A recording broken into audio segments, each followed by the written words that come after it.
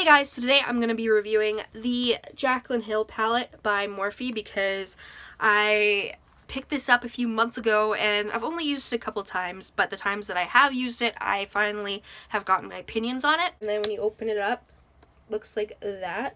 I have the second version packaging so it doesn't get stains, and it has the shade names on the back of the palette, which I appreciate because when they just gave out the stupid little slip that's like, here's the names, you ain't getting use out of that. What I love is I love all of these like warm mustardy shades, and I love how many there are, but I do love that there are some like pops of color.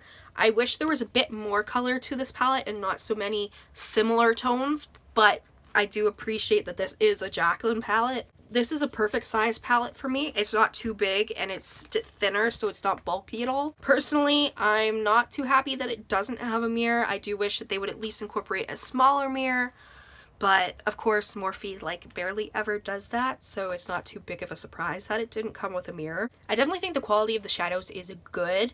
They're pigmented, they blend really well, and the metallics are super shimmery and you don't need to wet them. I think this is a good palette, and the price point is fine too. It's like the same price with just a little bit more expensive than their other normal palettes, which makes sense because it's a collaboration. Personally, I much prefer this formula than the Vault palettes, which I'll be reviewing very soon.